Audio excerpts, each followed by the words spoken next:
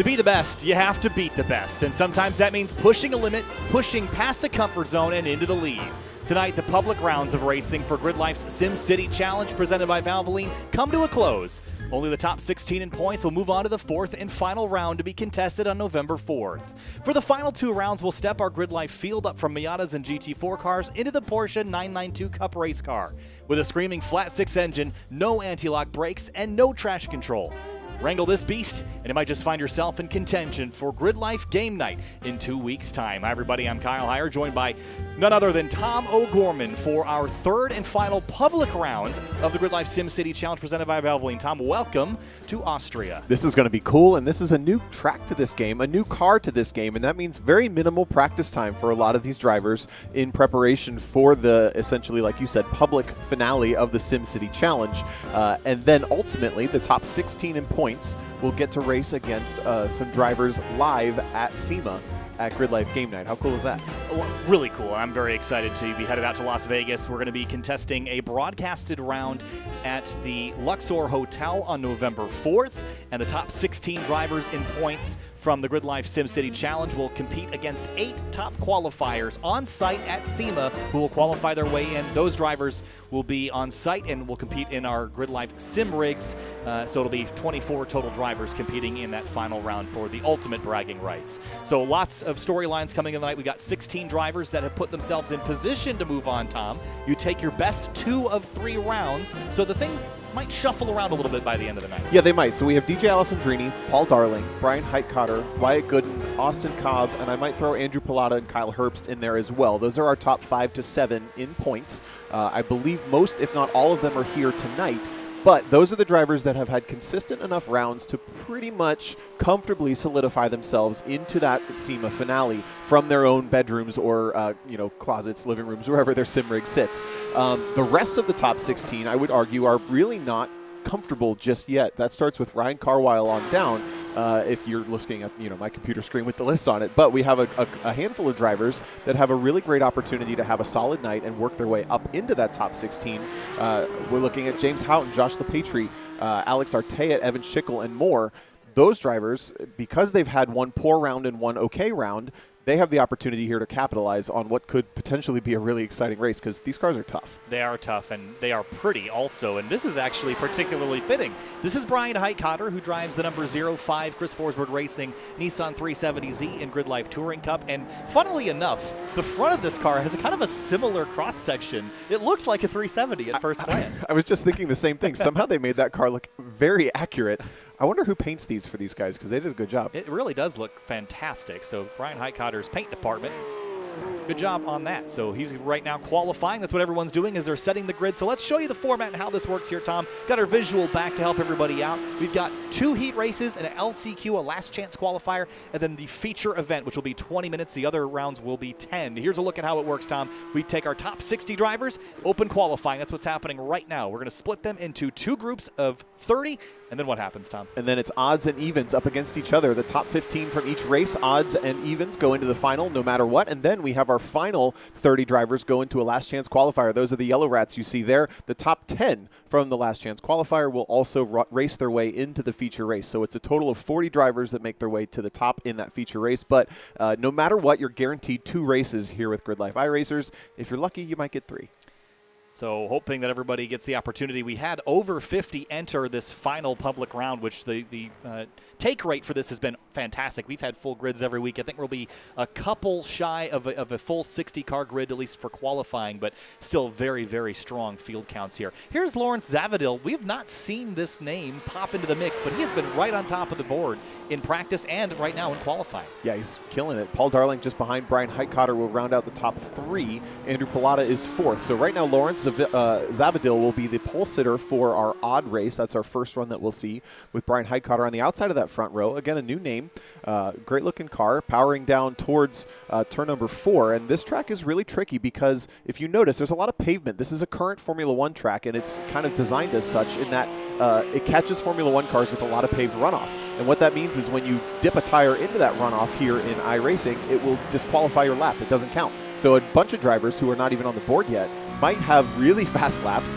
As Lawrence kind of flirts with the track limits there. Might have dirtied this one, in fact. they're maybe shooting themselves in the foot a little for qualifying. Yeah, so the great thing about some of the newer tracks here in iRacing is that they give you a little bit more than they used to, which is really great. So there are, in some corners, there are actually 2 stages worth of curbing, and I'm going to try to find an example of that here at the exit of Worth Curve. Have a look here. On the left-hand side, you see this red and white strip of curbing here? That's fair game. So is the white and green stripe curbing. That's fair game here. So in this blue line here, if the center line of your car crosses over that line, the edge of the green and white curbing, that is an off track. So you get about 4 tires over the white line before you're going to start getting penalized. Where it can bite you, Tom, is in some of the not-so-obvious places, like on some of the apexes. You see this green turf area here in the yellow. That's off track. You can't use that stuff. So you have to kind of know where the limits are, and that's what practice is for, to try to figure out how much you can get away with before iRacing considers you off track. Sure, and that really only matters in qualifying, which is, again, just these 2 flying laps. The cars get the track to themselves, but then we go to racing, and then the track limits are kind of out the window.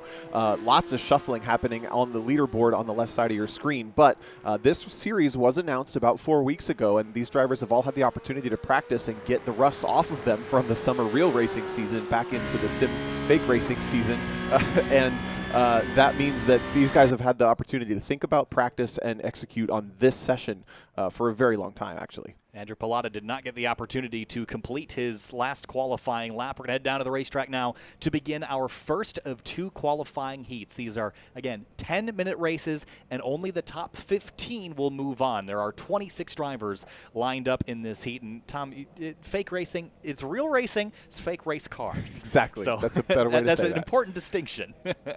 I've always had a way with words, though. Yes, something like that. We'll head down to the racetrack and have a look at, here's Yuki Takanashi in the number 999. We've seen him. This is his first season contesting GRIDLIFE iRacers, and he has been on top of it. I think looking at the points, I don't think he's had the fortune to finish out the races where he should, but he's been fast. He just hasn't been finishing up front. Yeah, one of those drivers that if he has a really strong night tonight could become an upset in the overall season points. Again, kind of the top 5 to 7 are pretty comfortable, being Alessandrini, Darling, Heitkotter, Gooden, Cobb, maybe Pilata and Herbst.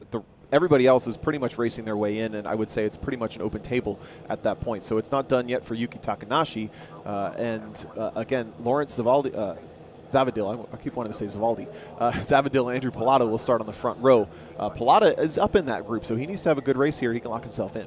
Some great liveries here, and we have to address the elephant in the room with some of the spec maps things. So we've created some Valvoline liveries for drivers to choose, but it appears that there's some sort of bug with iRacing at the current moment that applies a default spec map over the top of some of the drivers' paints. I have not been able to sort out how to deal with that, and for whatever reason, the technical reason behind the scenes, I've tried all the things that make sense to me, so we'll have to send in a bug report about that one. But Valvoline liveries, Luke Tucciarone using that one tonight. There's a handful of other variants of it. And how about Lucas Webster with the old Brumos Porsche livery? That looks great.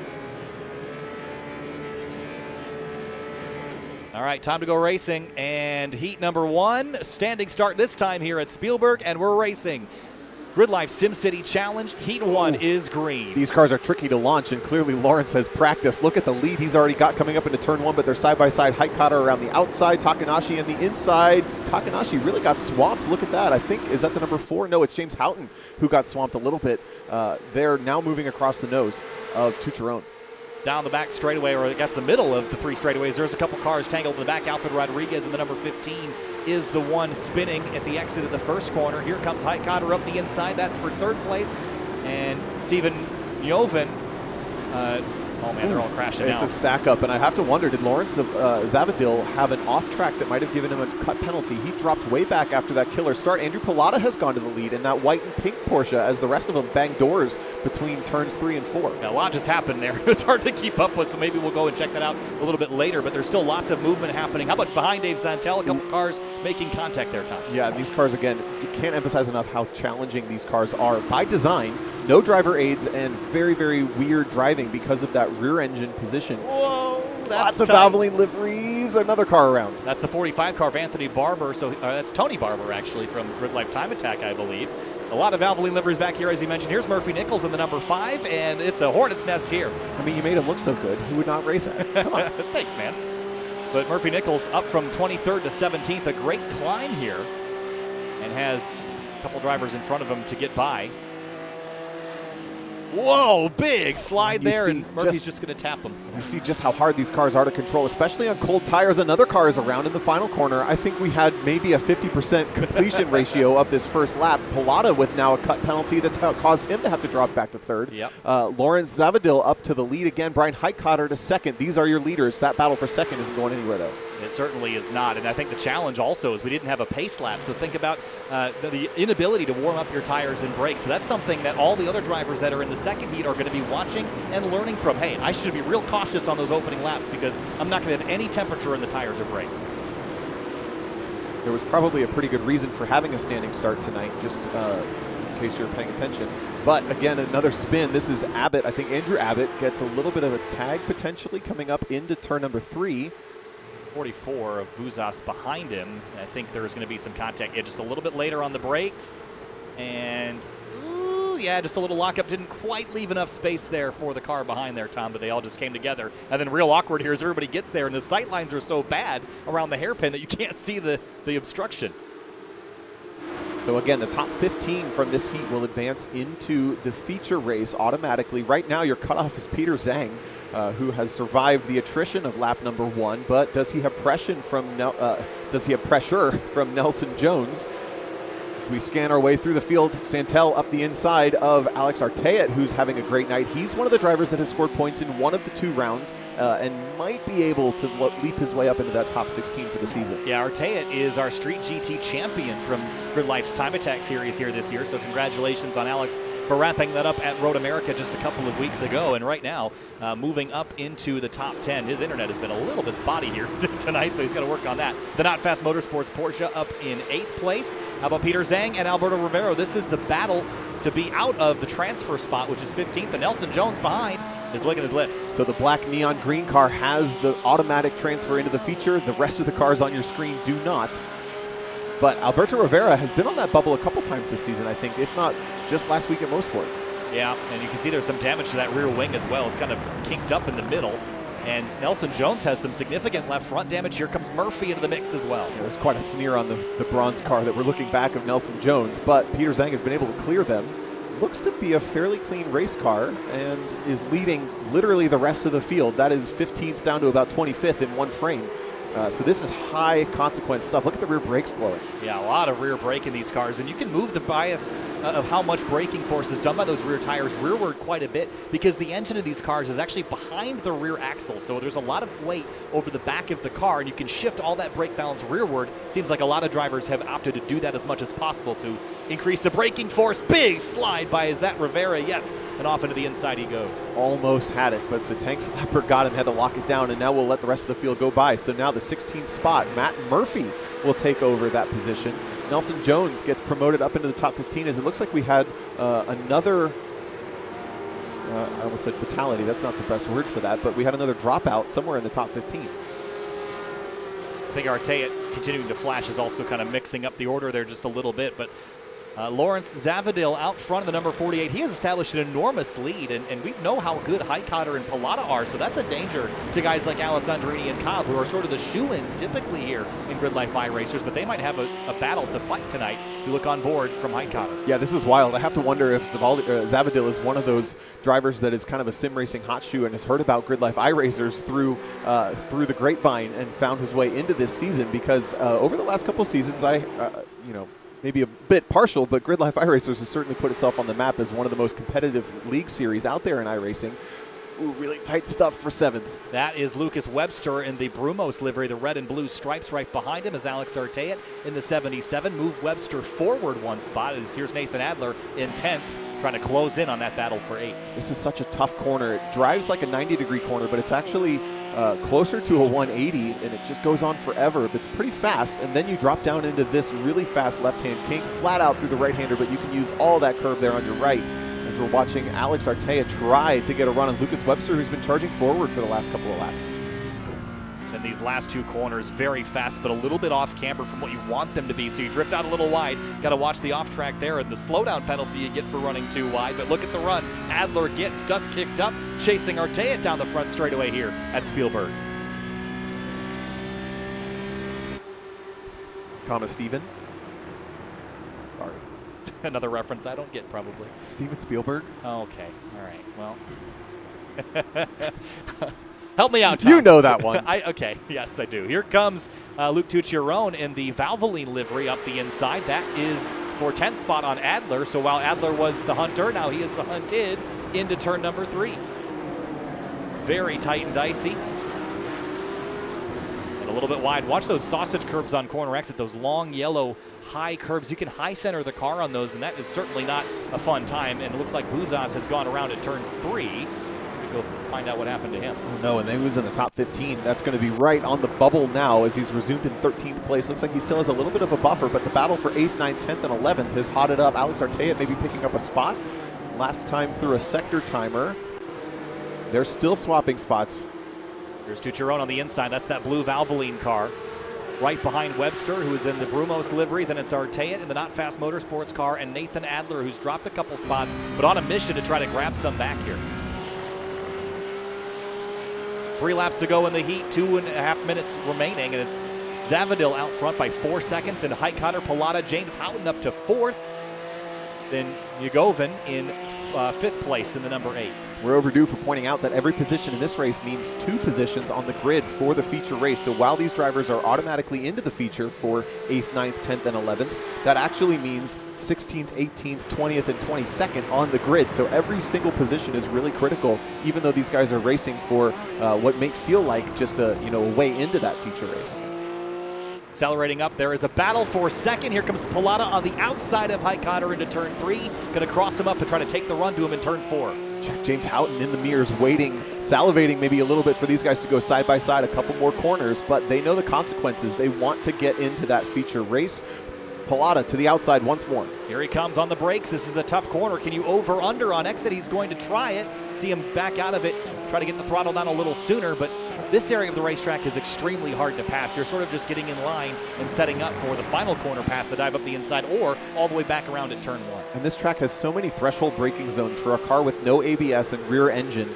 You're really playing chicken with each other on who dares go later, and I have to imagine defending up the inside is really pretty easy because the guy on the outside doesn't want to shoot the car off the outside of the racetrack. So you've seen Heitkotter just kind of protect that inside into those threshold braking zones. It's worked out pretty well for him so far, but Pilata's got about 8 more corners before this one is done.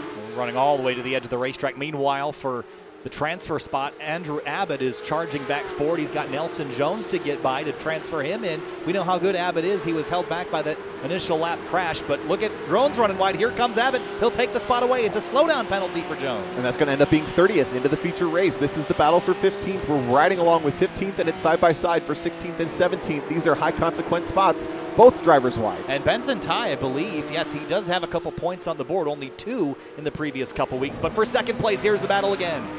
Once again, Heitkotter up the inside, very, very controlled on the brakes. It's going to shut the door. No, it gets wide. Now they're drag racing, trading paint down the backstretch, and Houghton is hungry. Watching from behind, the battle for second. Still door-to-door, wingtip to wingtip down towards turn 3. Pilata ended up getting into the back of Heitkotter as he slid coming off of turn number 3. Now down deep into turn 4. Heitkotter with the preferred driving line, but has to leave a little bit of space. No, gets the power down and shuts the door on Pilata one more time. Not a lot of grip offline here at Spielberg, it looks like. Now Houghton into the mix, trying to grab a podium. This is not consequential, but down the inside he goes. Using that circle track racing he's been doing lately to slide job up the inside of Pilata, and it keeps it. I mean, that's as clean as dirty racing gets, I have to say. Both drivers survive and neither lose position other than to each other, but Steven Yugovian is in the background hunting in the number 8 car. This is the bright pink car we ride along board with. He has some points on the board. He sits 16th in the championship, in fact. He wants one more spot. Checkered flag for Zavadil out front. He will finish the qualifying race up front, but here comes the battle for 3rd, 4th, and 5th. Yugovin to the inside, now a drag race to the finish line. Houghton, Pilata, and Yugovin. 3, 4, 5. What a battle there. Now back to 15th place. I think Andrew Abbott is in position to grab it as long as there's no dramas in the last 2 corners. Nothing can be guaranteed here at the Red Bull Ring. At the line, David Santel did get past Yuki Takanashi for 6th. So that will end up being 11th and 13th on the grid in the feature race, but these drivers for 15th have kept it clean through the last couple corners. Not a lot of clean race cars back in this section of the grid. Well, I think they were the first guinea pigs to kind of figure out how bad the cold tires were going to be. Yep. Now, Tom, let's explain to those that might not know exactly why that's significant. Racing tires, slick racing tires, like to be warm. They have an operating temperature that is quite high. So if you start this race with having no temperature built into the tires by scrubbing them or getting brake temperature into them, they're like rocks and they're not very grippy. Right, and even in a real world situation where you have a rolling start, you would roll out of the pit lane, get a warm-up lap, then come park on the grid with some warmish tires. That's not simulated here. You're literally dumped on the grid with ice-cold tires, and the drivers have to know how to handle that. We saw basically everybody from about 15th on back deal with some consequences. Yeah, so I think the second group of drivers here is going to have seen that, and they're going to do the best they can to try to avoid that scenario. The problem is that you essentially have to be very cautious on that first lap, and when you're cautious, someone that's a little less cautious might be able to take advantage of that position. All right, moving on to our second heat, and this one's got a lot of heavy hitters in it. Right at the top of the board, Paul Darling, DJ Alessandrini, two drivers we've seen win in GRIDLIFE iRacers before, and they're at the top of the point standings as well. Ryan Christoph is here, and where is Austin Cobb? He's starting deep in the field. Must have not gotten a clean qualifying lap. 22nd starting position for Cobb, last week's winner. Now, he is in a good position in the championship. No matter where he finishes, even if he doesn't even make the feature race tonight, I think he'll still be in the top 16 for the season. But another driver that's in this race, Matthew Morhart, will start in the 4th position. He is just a couple of points on the board, but outside the top 16. James Cathers is also starting 3rd. He was not guaranteed a way into the feature just yet, or into the season, SEMA finale just yet. Green flag, Heat 2 underway, and already some dramas as a couple cars didn't get started 4 wide, as one of the cars, I think it was Tom Eaton, got a very slow start. And it's a scramble out of the first corner. Cobb's going to pick up about 10 positions. He's the car on the inside of turn number 1. Gets one car turned across his nose and goes around. Oh, big mess in the first corner. And Austin Cobb is one of the drivers that is involved in it, and he's got a lot of work to do in the next couple of laps to guarantee himself a spot in the feature event. And the first corner here, very challenging and very greedy drivers I saw there, Tom. Something they'll have to clean up for that feature race. It's always so tempting with those big, wide entry corners. Darling has the point. DJ Alessandrini in the mirrors. And Alessandrini's not the most confident in this particular car, but he was going for a low downforce, high-speed setup to Cathers. Goes around. Yes, indeed he did. And he's just going to go off single by himself into the gravel. Whoa, big crash there for the 2-car, Kyle Herbst.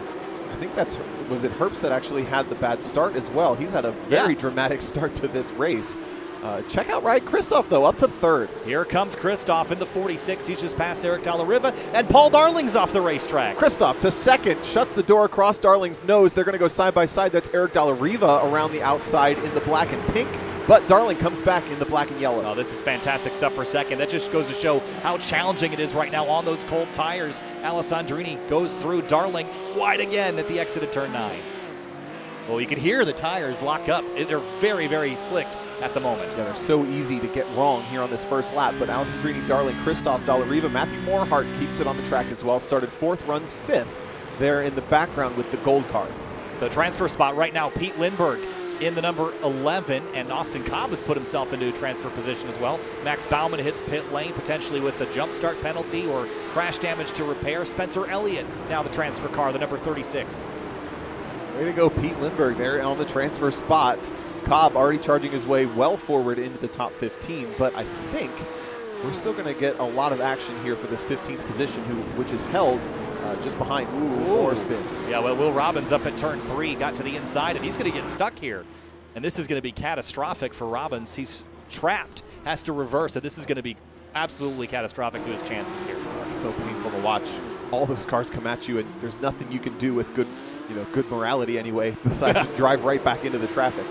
There's Ryan Carwile. He's running one of the Valvoline liveries, and side by side with, I think that's Cal Fortner in the Falcon livery. So a couple of GRIDLIFE brands represented here in a battle for 8th spot.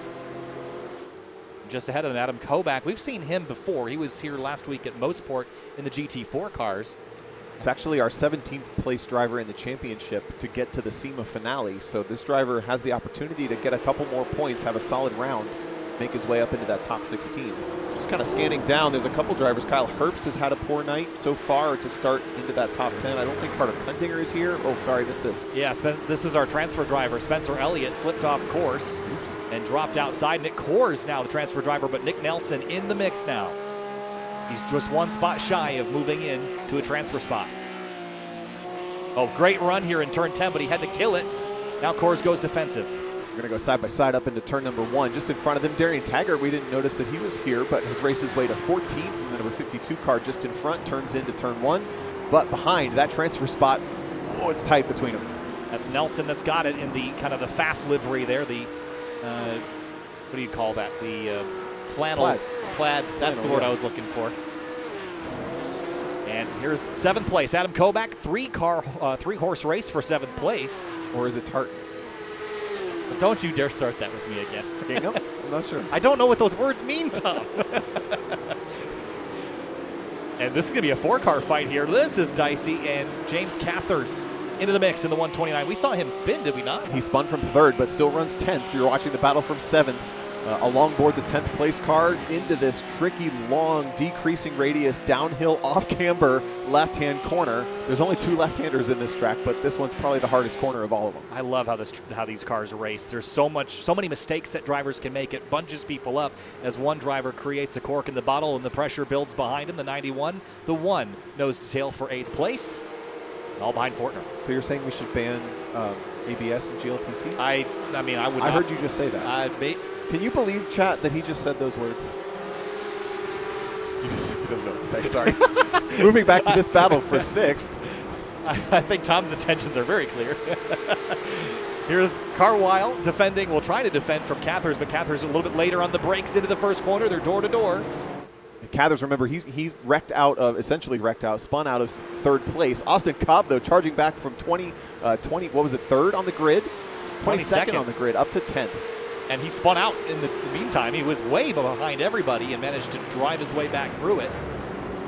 So great climb for Cobb. He will be a force to be reckoned with in the feature event. And he's going to qualify himself in pretty well if he continues this climb. Yeah, this 10th place finish would transfer over to a 20th spot on the grid in the feature. A little bit of a smooshed rear end on the back of that number 136. But this battle for 7th is still so hot.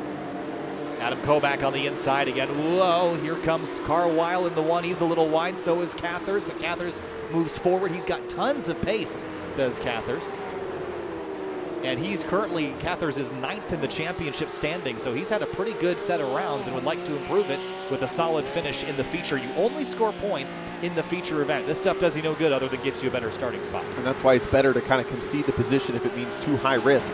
Yeah, high reward is one thing, but high risk is another. It's just not really worth risking those points, especially if you're Cathers, who sits just inside the top 10 for the season championship towards SEMA. Whoa, Cobb got a fantastic run in the last corner here. I wanted to also move back forward inside the top 5 because Paul Darling has caught DJ Alessandrini and Christoph has caught Eric Dallariva behind for 3rd.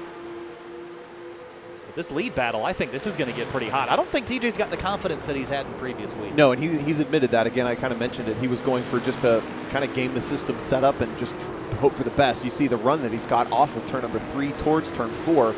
He's gone for low downforce, high straight line speed, and this is the difference between a front row and a second row start. So it's important for both of those drivers to kind of fight for it just a bit, but not wreck each other. Cal Fortner slips into 9th place behind James Cathers, who continues a forward trend. Darling has lost a bunch of ground. He's now 7/10 back. He was up to 2/10 behind Alessandrini, but DJ got a very good middle sector. Look at all the curve Darling uses on the way into this tricky left-hand corner. I think they call this turn 5, but I'm not super sure.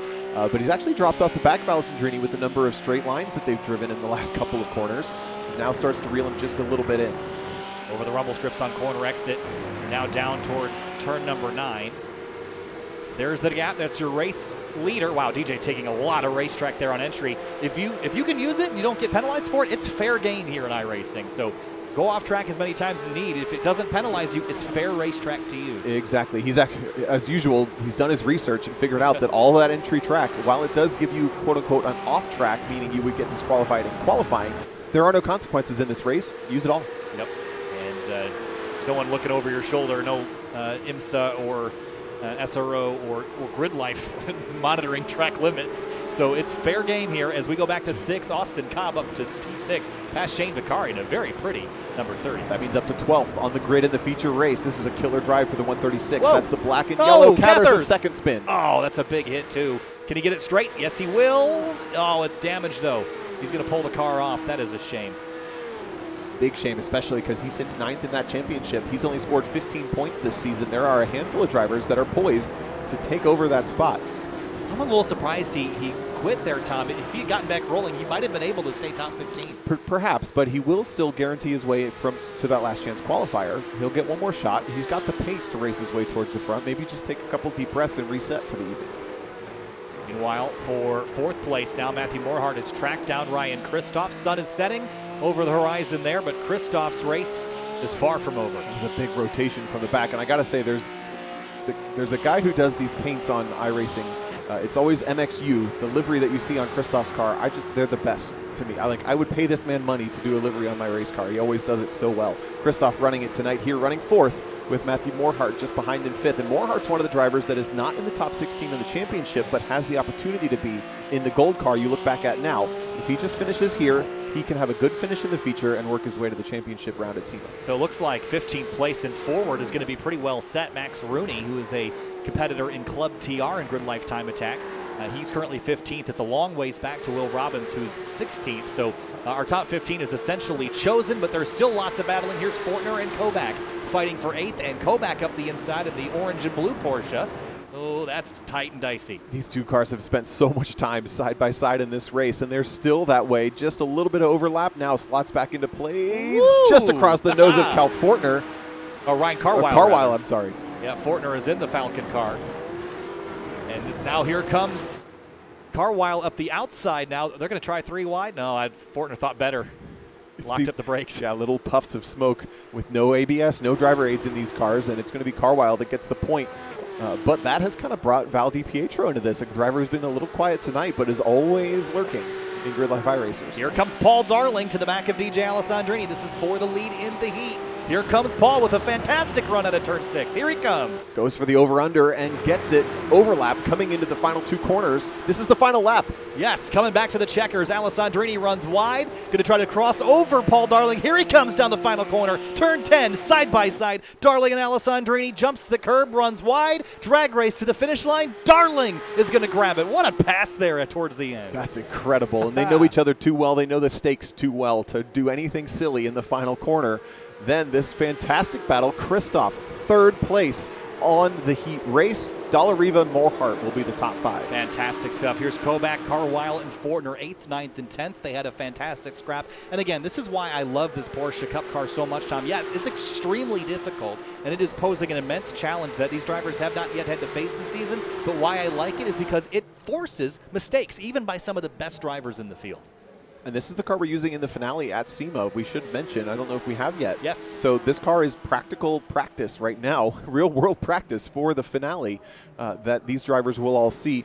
I don't know, the strangers that show up to SEMA, they're going to have quite the task to get up to speed in this car, but it's a ton of fun. Well, the one thing that it will guarantee is that all the 8 drivers that make it with us on site at SEMA, they're going to be the best of the best of the best, because you're not just going to luck your way in to an opportunity in a car like this. It is an immense challenge, but I love how dynamic it is, how it moves around on the racetrack. It really creates a lot of excitement. Now, off to our last chance qualifier. This is for the bottom 15 from each of the previous heats. Now they're battling for 10 spots. Let's have a look at our format once again here, Tom. We've done our open qualifying. We've done our 2 heat races, which are on screen here. Well, we just did that. Now we had our 2 heat races, heat 1, heat 2. I'm catching up here. There we go. And we just did those. Now the yellow track rats that you see are now competing in the LCQ, and only the top 10 will move on. They'll be 30th through 40th. We're a little short on numbers here, so about half the field's going to get in. Yeah, 21 drivers taking the green flag for this race, and we've got some heavy hitters in this race. Check this out. Will Robbins, with his incident, will start on the outside of the front row. Alfred Rodriguez is our pole sitter, which I think is the 2nd time in 2 weeks that he's been our pole sitter, maybe or on the front row. We have Josh LePatry, who's in the hunt. James Cathers is in this race. Kyle Herbst is in this race. And a couple other really heavy hitters, but they're green. Green flag at the LCQ, and a pretty strong start by everybody there. Nicely done. The clutch on this car can be pretty challenging. Robbins and Rodriguez side by side through that first corner. Couple cars slip in. Can we keep them all straight? 4 wide at corner exit. That ain't going to work, boys. They get it sorted out. Nicely done. Golf claps for the LCQ. Keeps it clean for the first time tonight. And it's Alfred Rodriguez in the Valvoline livery appropriately to the pole, or to the front. Whoa. Robbins is a little deep. Oh, they're going to crash, and around go the leaders. Everybody's around in the turn number 3. What a mess. They did turn 1 great. They got greedy, and then turn 3 was an absolute disaster, and it continues to be. No, and Robbins just decided to accelerate back into the rest of the field, so he took about 6 more cars with him in that whole incident. That has shuffled Kyle Herbst to the lead, Max Baumann second, Drew Cleaver up from, I think, 10th to 3rd. But that was a mess. Yeah, they did turn 1 so well, then they lost all the good chips that they earned in turn 3. We definitely jinxed that one. We golf clapped too early. We certainly did. But all right, 10th place. Alfred Rodriguez, he was your pole sitter. Now he is your transfer driver. But here comes the 22 of Mitch Marhefka. That's for 9th.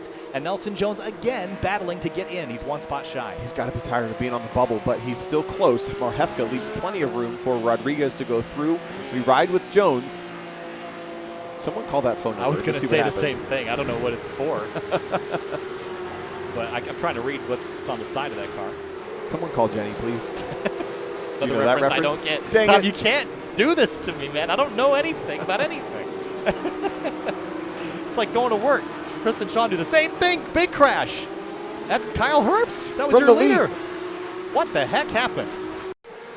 Here's a look.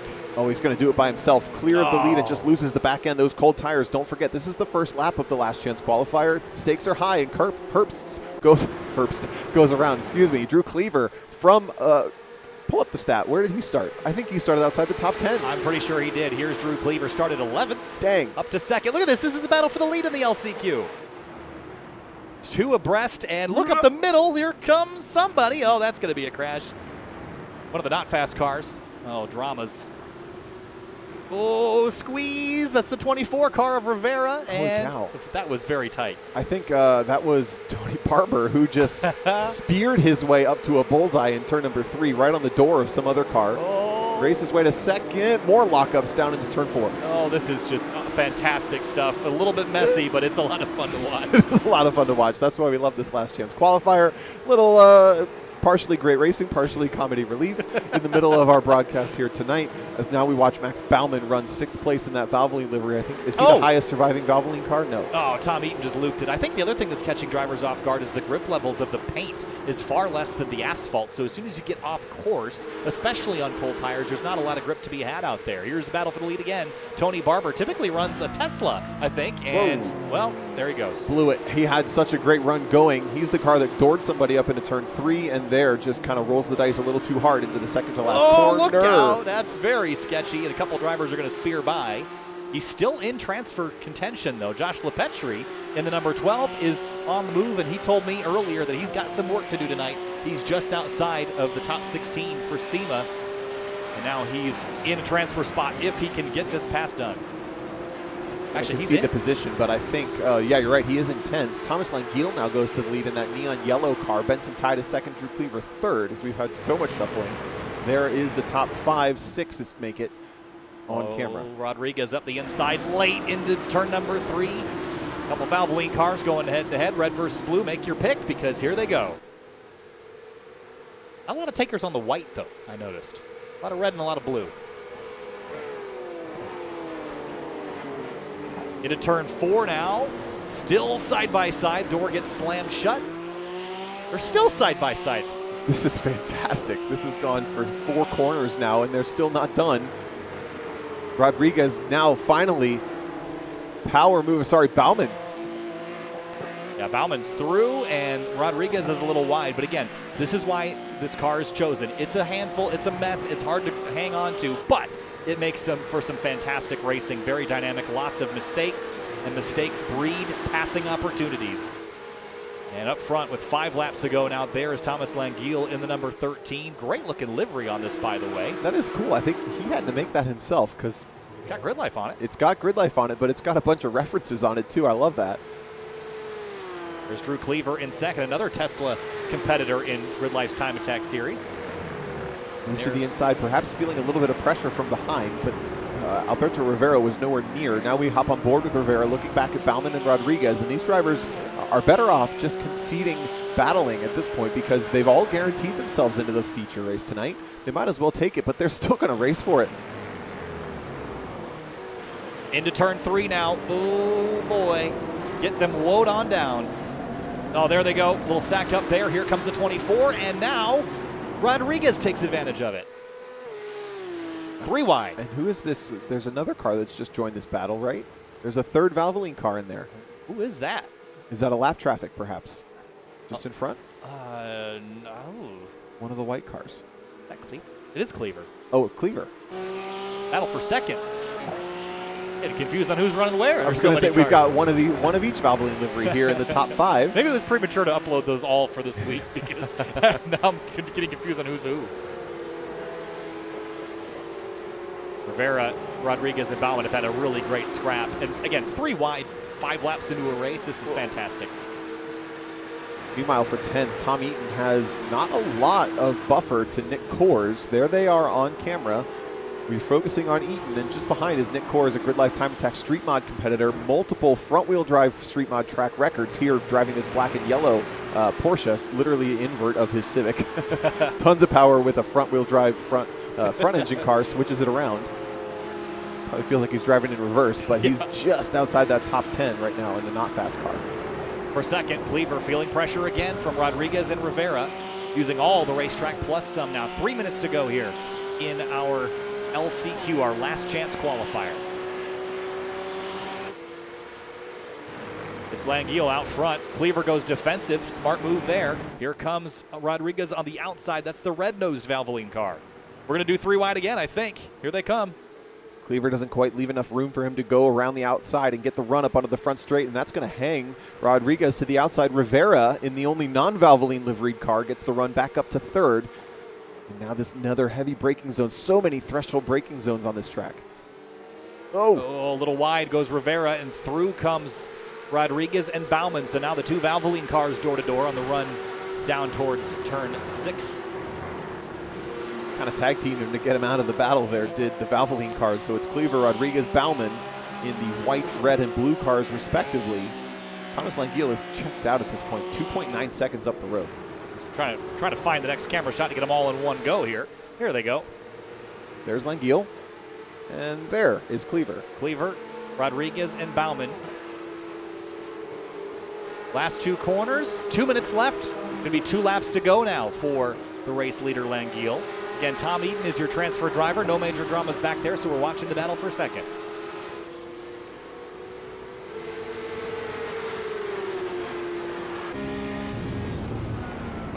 On board and inside.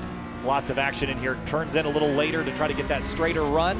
Look at this. Side by side for second. Bauman with the great view out the windshield. Man, this track, I don't know that it's super popular amongst the drivers, but it promotes some fantastic racing as the 49 car gets freight trained up the outside, but they do not have the preferred driving line coming up here into turn number 3. Deep on the brakes is the 49 of Cleaver, but he's going to get passed by both of them from 2nd to 4th for the white Valvoline livery. So both Rodriguez and Bauman make it by Cleaver for 2nd and 3rd place respectively. Langiel out front by 3.6 seconds. Then it's Mark Hefka. And how about Josh LePetri? He has fought his way in. He said earlier in the night he's got work to do. He is doing it.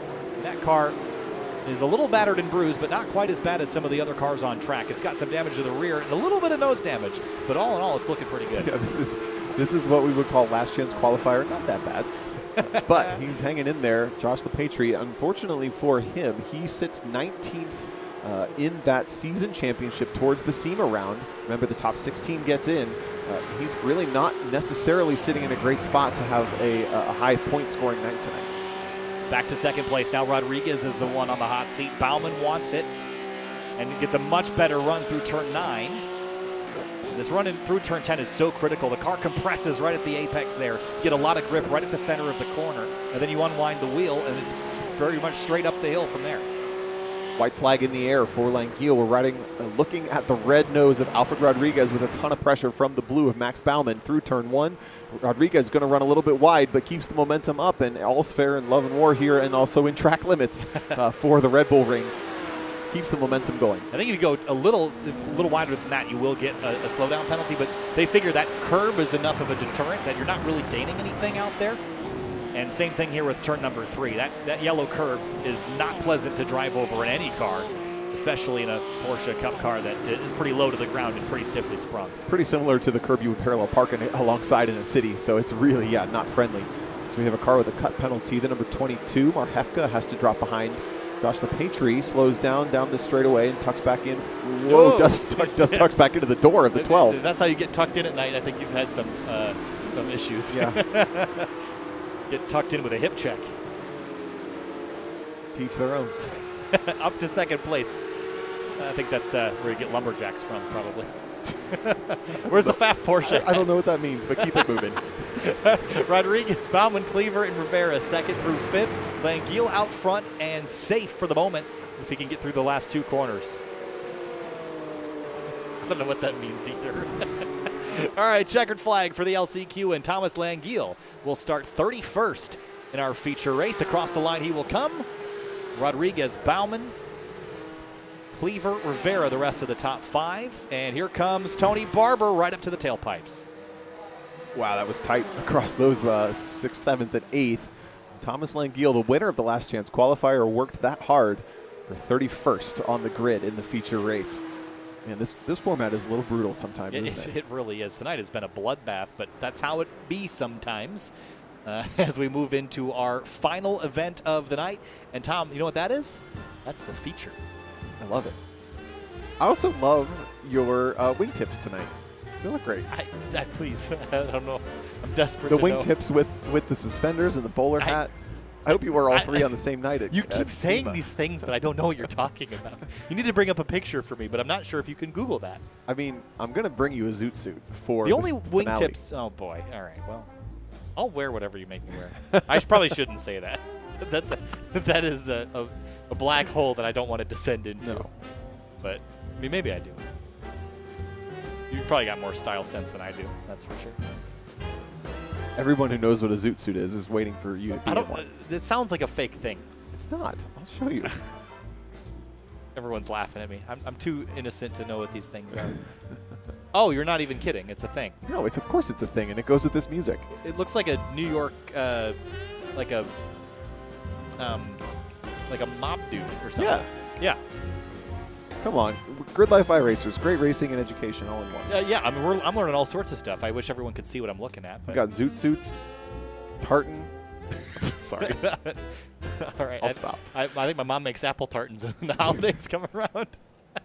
Oh, no. All right, we're heading down to the racetrack now. We got to get back in the Tom. Serious business. We've lost it. All right, time to go racing. Hey, remember Lawrence Zavadil? He was the winner from heat number 1 in dominant fashion. Do Darling, Heitkotter, Alessandrini have anything for him? I don't really know because he was just so checked out. He was on a mission, and I'm not convinced that there's a lot of drivers that are going to be capable of running up with them. Tim Levine just messaged me to zoot suit. Yeah. Love it. Oh, boy. Remember, Zavadil also had the launch figured out. These cars have a really tricky clutch that you can slip to get a great launch here at the green flag. Watch the 48. Does he nail it again?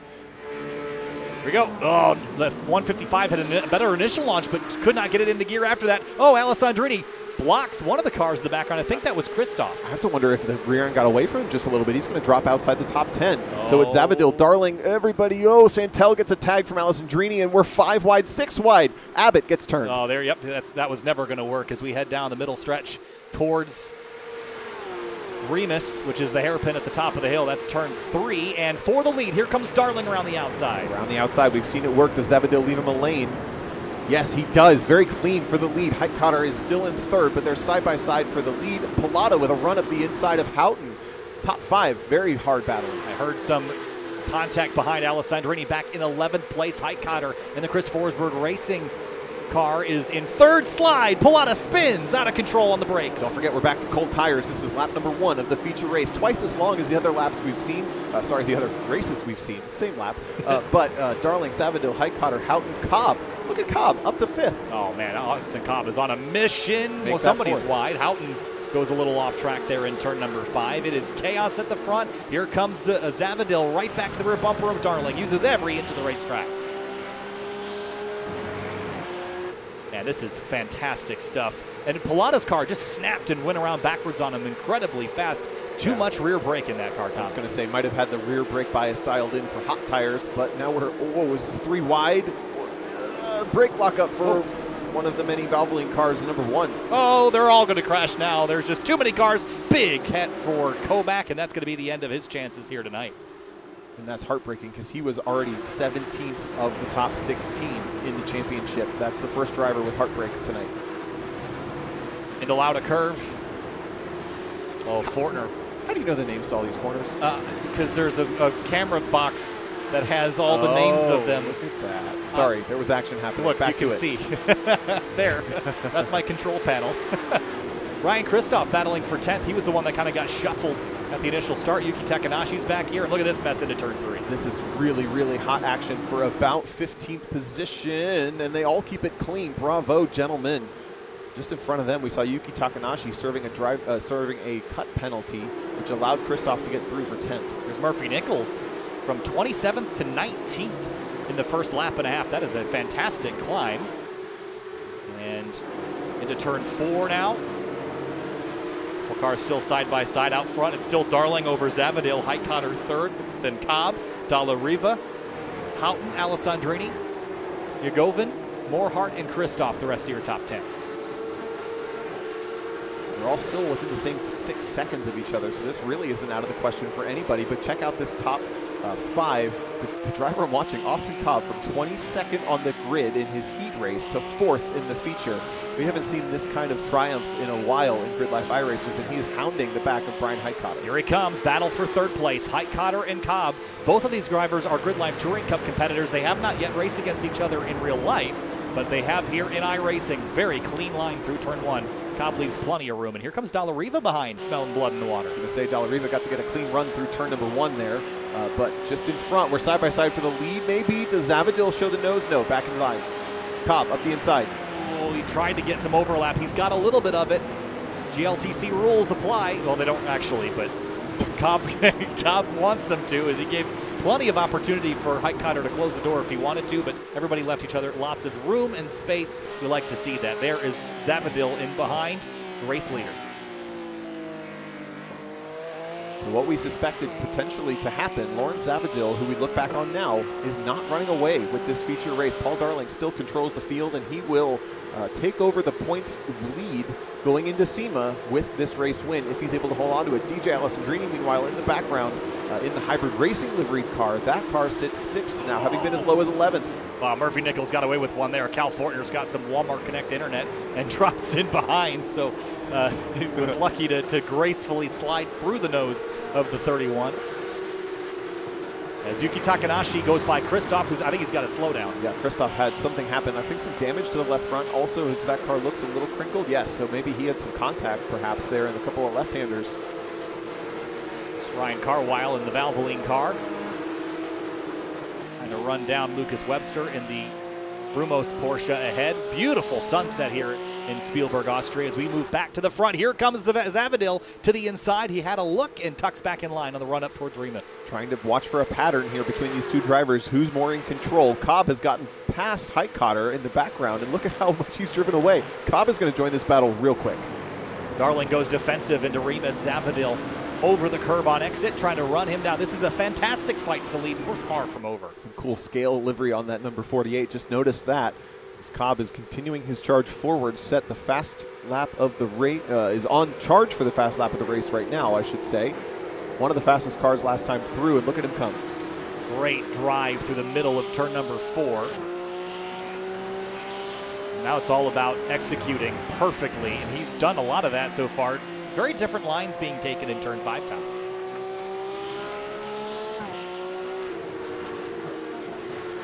And that's bringing Austin Cobb into the mix. He has been on the move from 22nd in his heat to 12th at the start of this one, all the way up to 3rd, and he is coming and coming fast. That's got to put a lot of pressure on Zavadil. Seeing Cobb close in that fast, you'd think that he'd want to get by Darling as quick as possible to try to run away. Yeah, exactly. When you see a car coming up in your mirrors just that quickly, you know you have only a limited time frame to make a move on the car in front of you. Unfortunately, I think that timeline is pretty much expired for Zavadil. Is now, this is, I would call it, as close to a 3-car battle for the lead as you need it to be. In the background, Heitkotter and Dalla Riva are running 4th and 5th, and then quite a gap back to Alessandrini. A little bit more racetrack used by Zavadil there, getting perhaps a bit more desperate to find some pace in an area where he can actually pass Paul Darling. There's areas on this racetrack that are very easy to pass and areas that are very hard to pass, and it's not helpful if you're faster in an area where it's difficult. Now up the inside for turn 3. Great drive off. Can he carry the speed? Not quite. Darling saw him coming, left the lane, but carried the momentum around the outside, is going to be able to maintain the point. And every time they have an exchange like that, guess who gets closer? Austin Cobb.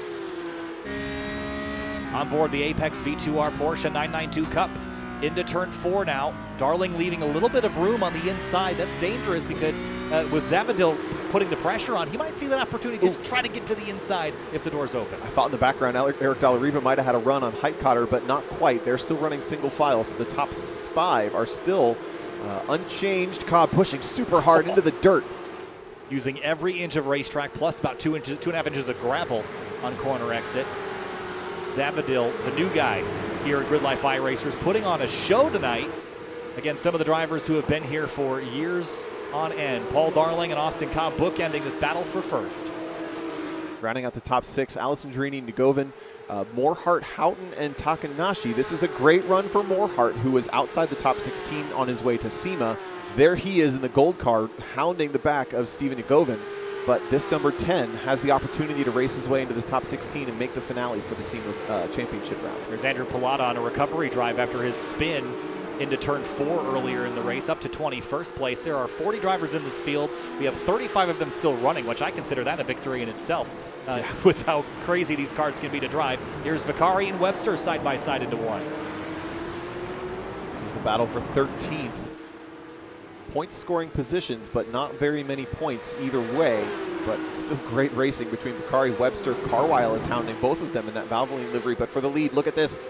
Here comes the 48 of Zavadil up the outside. Can he pass and clear Paul Darling? Very tight doors to contact there, a bit of tire smoke as they touch. That was really, really tight, but I would call it clean and fair. Darling really pushing the limit though on the inside. Thought maybe he would close the door. Actually, that was a pretty good shove. But they both keep it pointed straight and narrow. Cobb with no opportunity to capitalize on it either. Yeah, he's right there. Cobb is certainly in the mix. It's 1.7 back to Height Cotter now, but I think it's between these front 3 to sort it out. 8 laps to go when they get back to the stripe. That's a long way. Remember, that's over half again. Sorry, that is entirely again the amount of time these guys have raced for the evening. They've only raced 8 laps at a time. Now we're crossing the halfway point. They're using a lot more racetrack on the exit at turn 10, that's for sure. Getting desperate and using as much pavement as possible. Here comes Cobb up the inside for second. Really tough to pull off this inside move, and Cobb knows it, backs off pretty early, maybe trying to bait Zavadil into a mistake, but Zavadil's going to use all the momentum and more to close back up onto the back of Darling. Down towards Remus again, turn number 3. Look at the run. He's building with the slipstream. Here he comes. Can he shoot to the outside? He's going to try it. He's going to try it.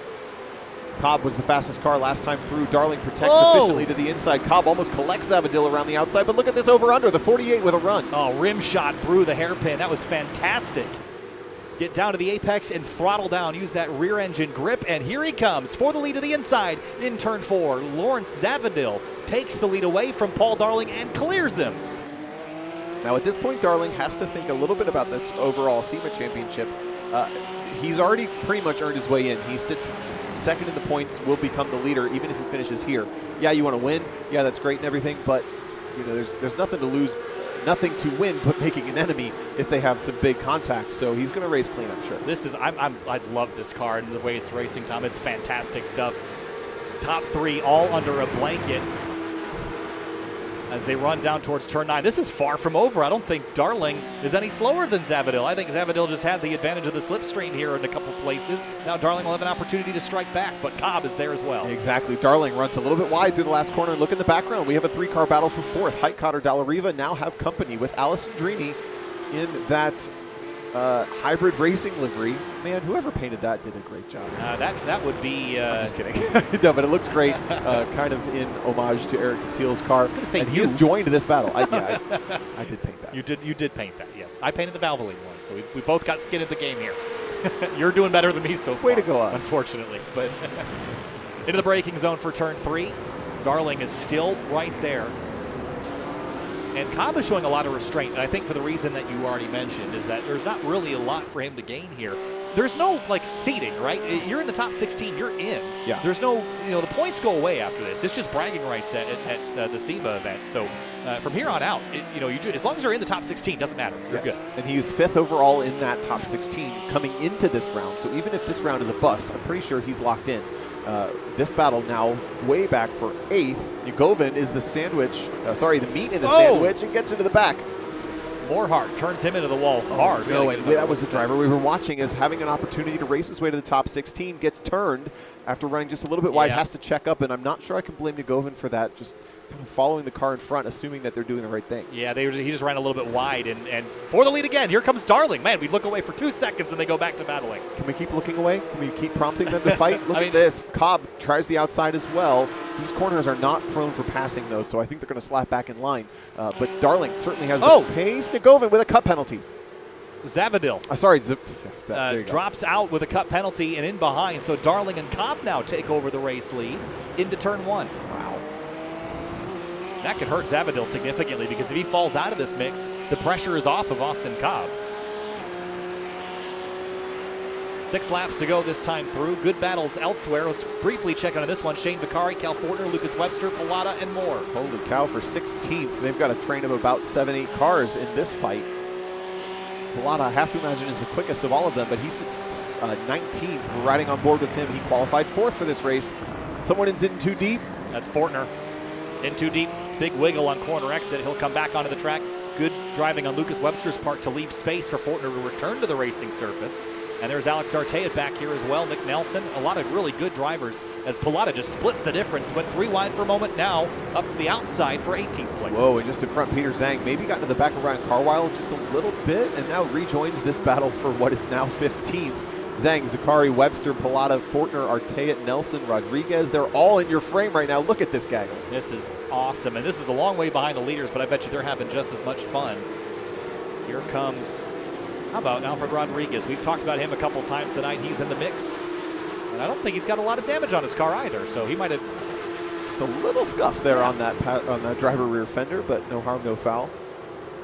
Just behind them, Darian Taggart trying to rejoin this battle, but the 663 of Nick Nelson. Ooh. Plaid tartan, who knows?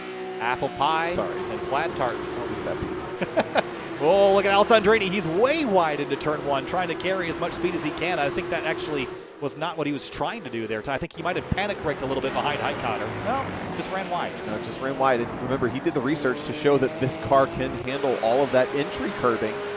And set the car up in order to be very fast in a straight line because of it. Look, does it again. But I think the sight lines with Highcotter being in his way, he's struggling to see the apexes when he runs that wide. So I think that's why he missed turn 1. Yeah, I think you're right. And he almost did it again in turn 3 as well. So what time he is gaining from that, he might also just be losing by missing that apex and drifting a little wide. Highcotter getting wise to it. He moves over onto the curbing as well. That's the thing, is once you start to show your cards in the wheel-to-wheel race, you only really get one time to play that ace up your sleeve. All of a sudden, everybody around you sees what you're doing and kind of adapts to it. And Brian Highcotter, again, he hasn't really embraced iRacing to this level lately, so it's great to see him in here and competing at an extremely high level. Remember, he's the 2011 GT Academy winner, so he is a sim racer from the very start. Yeah, we kind of invert that, actually. He's embraced iRacing only recently because he came from Gran Turismo, heavily into the Assetto Corsa and Assetto Corsa Competizione simulators, but into iRacing now, has done his homework and has come out swinging for this offseason. I cannot wait to see what he continues to do throughout the rest of the GridLife iRacer seasons, of which there will be more. Yes. Stay tuned. Yes, this is the end of the public run for the GridLife SimCity Challenge, at least for viewer participation, but there will be more in the near future, so make sure you stay tuned, as Tom said, and this battle for 5th, make that 4th, is very, very good. Did Della Riva drop out of the mix? Did he hit? Huh. Is he in front of these guys? He was in between Highcotter and Alessandrini last time we saw. I think he might have had either a cut penalty or a mistake that has dropped him off. Meanwhile, the top 3 not going anywhere, but Darling looks pretty confident right now. Yeah, Darling is doing well. Zavadil is creeping back up into the mix. He was the slowest of the front 3 last time, but only by a couple hundred, so he's right there as well. Here's Houghton. That's the red and silver car, and a pink car on the outside is Nugovin. Here comes Tucciarone in the blue Valvoline livery. Yeah, Houghton in that red Valvoline livery, and Tucciarone, who we ride on board with now. It's a drag race to turn number 4. Yuki Takanashi lurking in the background, just out of frame as well. Who's got the balls on the brakes? Oh, they're equal. Lots of space being given here. Nice to see. Very to respectful. Girone. Yeah, this is fantastic stuff. The start was a little messy, but once we got through it, Tom, it's cleaned up quite a bit. Now Houghton slices across the nose of Nugoven. Tucherone tries to get the run through this Whoa! really long left-hander. Holy cow, did you just see what Houghton just did, Tom? He's had a big flat slide. Yeah, watch this. Comes through turn number 5 here, and watch the hands inside here. Watch the steering wheel. Big slide on corner exit. He was hanging that thing out. Let's get another look at that because that was fantastic stuff. Just comes through. He has a lot of wheel in it. And watch the hands inside the car. Back to the right. Huge slide at 100 miles an hour. Great stuff. And if you watched that and thought, oh, that was nothing, I promise, you would have spun that. No matter who you are, you would have spun that. And the other thing is Porsches with all the weight over the rear tires are very tricky to slide. Oh, look at this. Nugoven up the inside, and that's going to give, is that Tucherone? Yes. Almost a 3-wide run up towards turn number 3. Thought about it, backed out and thought better of it. We move back forward. The reason why we have 3 laps to go, and Austin Cobb is still knocking on the door of Paul Darling. Any moment, this could turn volatile. And while these two have kind of stayed straight and narrow for a couple of laps, Cobb now shows the nose up the inside as we look back to this battle, but they had pulled a bit of a lead over Lawrence of Zavadil. That little over-under has now given Cobb the lead. Yeah, look at that go. From 22nd in his heat race, dirtying his qualifying lap, no time given. He races his way to the front. That's really dangerous for Darling and Zavadil because we've seen how fast Austin Cobb is with clean racetrack and no distractions. He is going to be really hard to wrestle out of that spot. And they were smart to not allow Zavadil to really get involved in that battle. They allowed the exchange to happen pretty quickly, only 2 corners, and they got back in line. So now we run first, second, third, nose astern, but Paul Darling is keeping the pressure on through the last couple corners of this lap. Yeah, but Austin Cobb's so good through turn 10. You see all the time he gains in turn 10 alone, and that's where he's been able to kind of launch that pressure. And now with no one in front of him in turn 1 to slow his roll, he might be in condition to run away. But Darling is still keeping him honest, as you said. And if he were to win this race, Austin Cobb would leave this season championship, the public championship as we started calling it, with 2 wins. He would be perfect on the season with 50 points coming into the SEMA round. Yeah, he didn't make Lime Rock, so this would be 2 for 2 for him. Here's Paul Darling in the slipstream now. Will he pop out to the right and take a dive into turn 3? No. Smarter than that. He knows he's got a very good friend in front of him and a very good points position paying there in second position. Plus, 2 more laps to go. In the background, Allison Drini's gotten by Hike Cotter and has started to pull away. Yeah, he has gotten by Hike Cotter recently, so he will put himself in 4th place now. As Lucas Webster and Cal Fortner, these guys have been door-to-door all night long. They're still battling for position back here for 16th place. Peter Zhang in 15th, just up the road. But all around the racetrack, we've got lots of good battles here and there raging on. How about this one for 12? How about Murphy Nichols? Whoa, Nichols around the outside in the 5 car. Pilata up the inside in the white and pink. And Pilata has had, again, started 4th in this race, I think, and has had kind of an up and down race, but nice clean racing between the 2 of them. Whoa, that was kind of awkward. I'm really impressed with Murphy Nichols running up in 13th. This has been a good run for him. He started this race, how about this? 27th, Tom. He's driven through it all. So now back up front, coming to the white flag. Last lap for Austin Cobb, Paul Darling, and Lawrence Zavadil, the triple threat that have dominated this one here at Spielberg.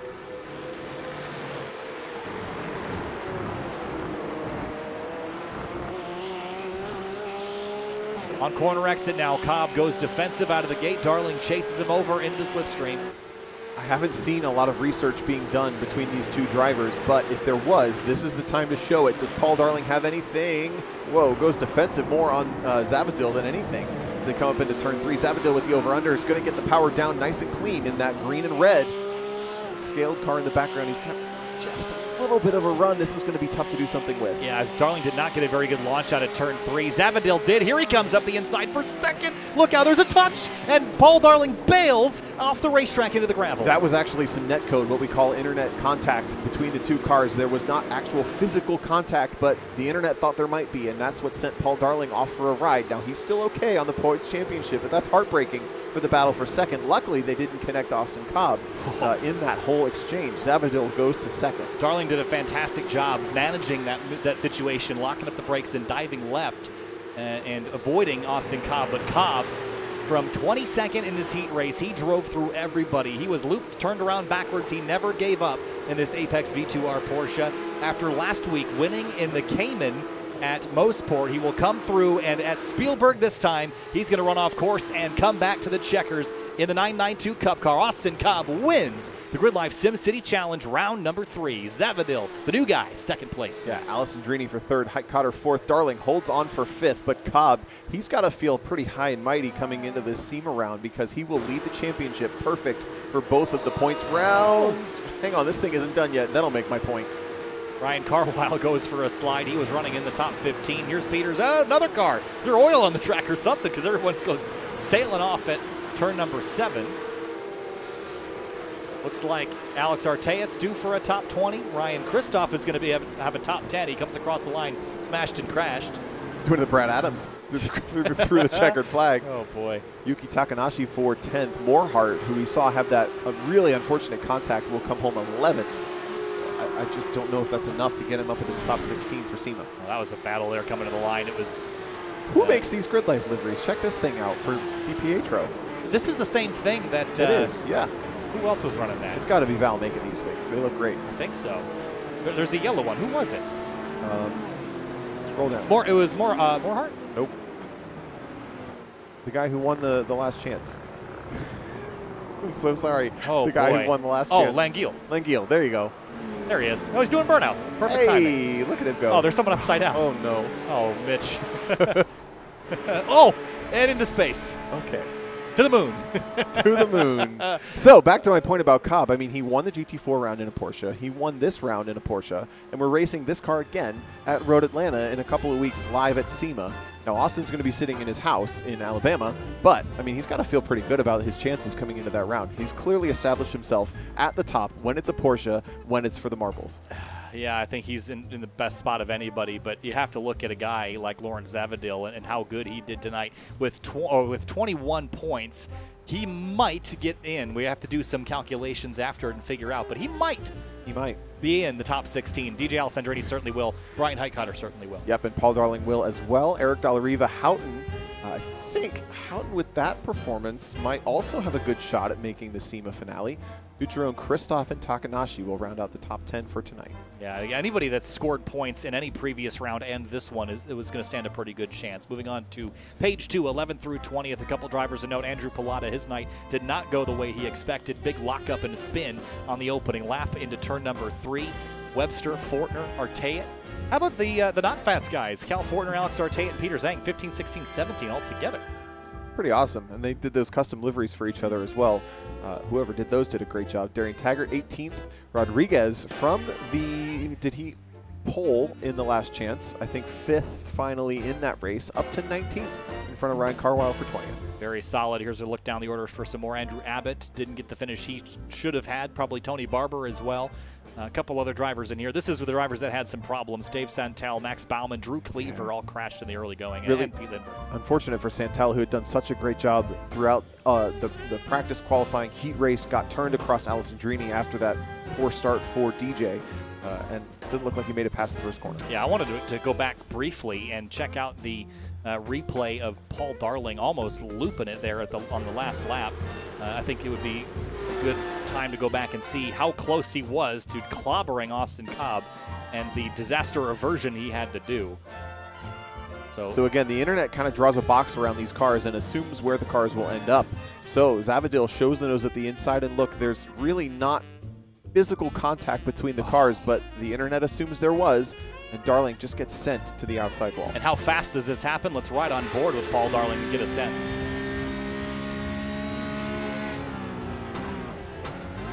And he did a fantastic job. Yeah, and I'm not sure how intentional it was, but let's watch again. It didn't take much either. Look, you didn't even see the contact happen there. Right now happens.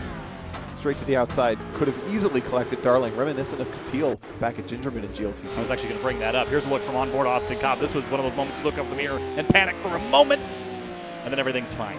And then you want to win the race because you're Austin Cobb, and he's gotten that record so far. I almost wonder if he knew. Should we ask him? Should we try? Perhaps. Don't want to put you on the spot.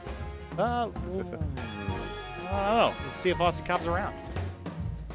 He might be. Let's bring him in. I very demandingly just wrote interview in the Grid Life Gaming Discord, which you can join if you'd like to. And, we got him. Here comes Austin Cobb. Hey, Austin, you got a copy? Hey, how's it going? It's going great. We just wanted to talk to you, and after the dramas there on the last lap, we were curious if you saw what happened to Paul Darling in the mirror and how scary that might have been for you. I wasn't specifically watching the mirror, but my peripheral caught a whole lot of yellow coming in hot, and I just kind of, Jesus take the wheel, right? I turned in for the corner a little early. He turned out of the corner, and it all worked out. Real unfortunate for Paul. He was having a great race, but yeah, that was a serious Brown moment. So how confident do you feel heading into that last round? We've got, of course, our finale in about 2 weeks' time. You'll be at home in Alabama. We'll be in Las Vegas. Do you feel confident you can win at Road Atlanta? Man, I love Road Atlanta, and I love this new 992 Cup car. So I'm feeling pretty good, but at the end of the day, I just want to have a good time, have a good race, like that one we just had, and whoever comes out on top, more power to them, but I'm going to do my best to make it me, so going to send it. All right, going to send it, Austin. Congratulations. We'll see you when we're at SEMA in a couple weeks. Congratulations. We'll see you then. All right, thanks, bud. See y'all then.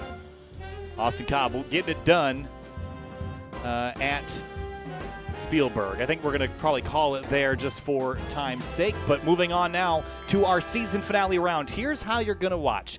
The last round is going to be broadcasted right here on the Grid Life YouTube channel and the Grid Life official Twitch. It's going to be on November 4th at 11 p.m. Pacific. 10 p.m. Pacific. So make sure that you tune in there. We'll have the link up for you in advance, so make sure that you follow Grid Life Official on Twitter, Instagram, and Facebook to follow along when all that stuff is posted. But, Tom, we're going to be running a very different format for that last round. We've been doing our typical heat format. We have 24 competitors for our last round, and it's all going to happen GLTC style, 4 10-minute sprint races. Yeah, that's going to be really intense. Again, that's twice as many races as they did tonight to race their way to the top. Every race feeds on itself, and they're going to have to be super consistent, super strong. I have to imagine the drivers that are sitting in their familiar rigs in their houses, having been practiced, will come out on top there at SEMA. But who knows? Maybe we'll get a surprise there live at Game Night. We're also going to have everybody color coded, so all of the competitors at SEMA will be running one version of the Valvoline livery. All those at home will be running another version of the Valvoline livery. So make sure that you're tuned in with that. If you would like to run those Valvoline liveries, you can get them on Trading Paints. Just search Valvoline Grid Life and the 992 Cup car. That's going to do it for us tonight in round number 3 of the Grid Life Sim City Challenge presented by Valvoline. Thanks so much for watching, and we'll see you on November 4th. It's a Thursday next time, so make sure you tune in then. Thursday, November 4th for our last round of the Grid Life Sim City Challenge presented by Valvoline. Kyle Heyer, Tom O'Gorman. We'll see you in Las Vegas.